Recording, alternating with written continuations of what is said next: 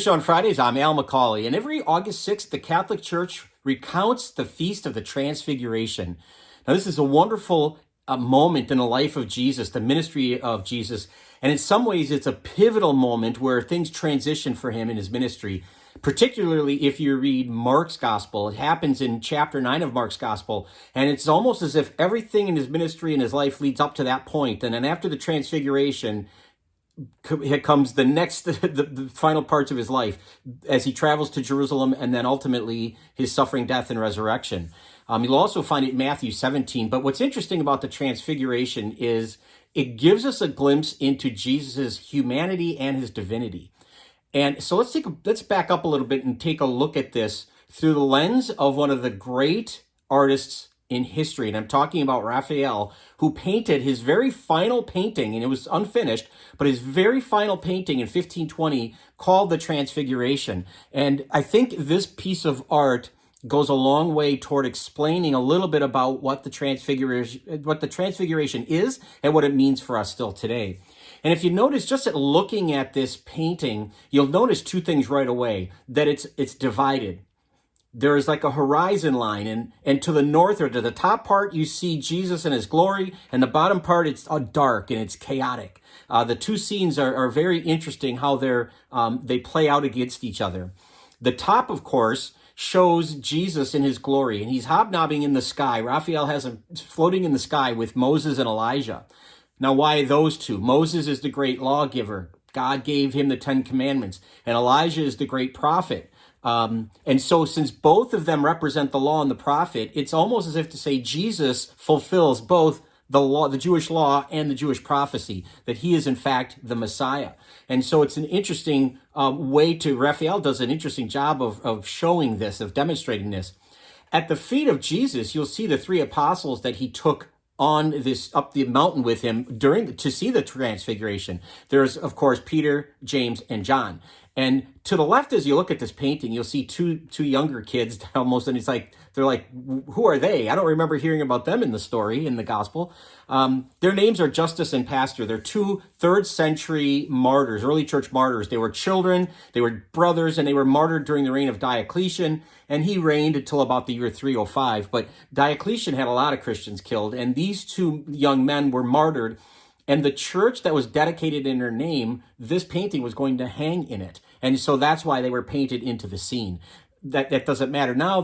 It's not where the painting is. And so now today, so some people have lost to history who those two young people are. But if you notice at the bottom of the painting, as I said before, it's very dark and chaotic, because what happens in Transfiguration, again, if you look at Mark 9 or Matthew 17, you'll see that Jesus is up on the mountain. He allows those three disciples, Peter, John, and James, to have this almost mystical experience of him in his glory.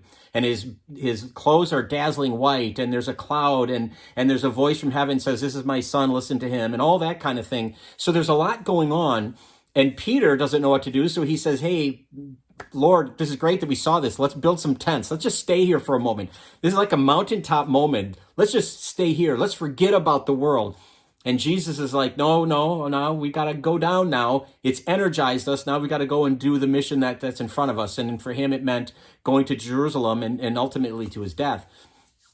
And isn't that true of all of us? If you've ever been on a retreat or a mission trip or have had some real spiritual high, a great mass or something that you felt really energized in your faith, at some point, you still have to leave, and it has to bear fruit. And so those mountaintop experiences like the Transfiguration are an indication of that.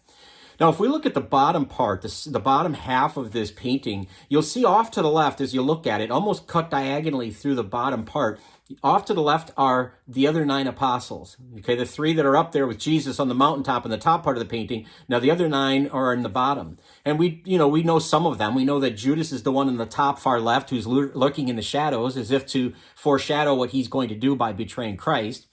We know that that's Matthew down at the bottom who's sitting with the book. It has to be Matthew because Luke and Mark were not apostles. And so those gospel writers aren't in the painting. John is up top with Jesus, Peter, and James. So by process of elimination, it has to be Matthew on the bottom holding the book. And maybe it's his account of it that Raphael wants us to see. He's the one who's writing what's going on.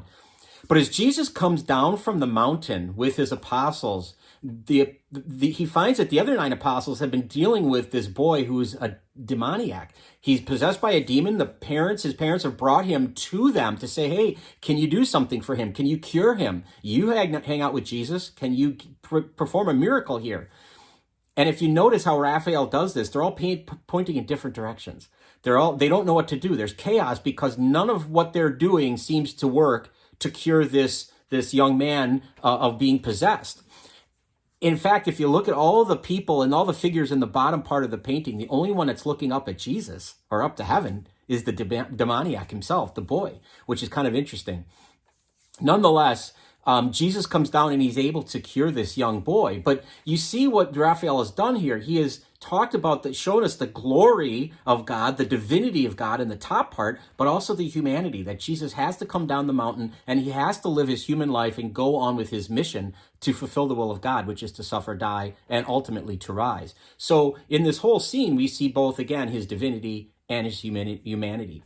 Now, I had the great good fortune with my wife to go on pilgrimage to Israel, and we've been at the Church of the the Church of the Transfiguration, and it was pretty hectic to try to get up to the top of the mountain, but we got there, and it was just a beautiful place. And when you're up there and you look out over the vista, and you see the beauty of the land and how it spreads out in front of you, it's no wonder Peter wanted to stay up there.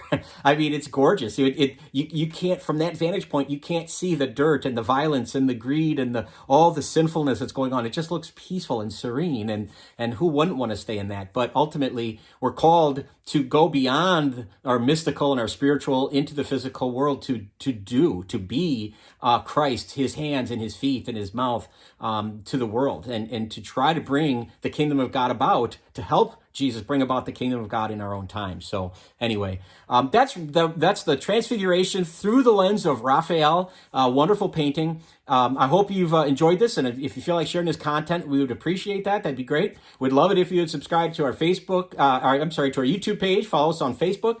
But either way, please keep tuning in every Friday for Fish on Fridays. Until next time, be good to each other, and God bless.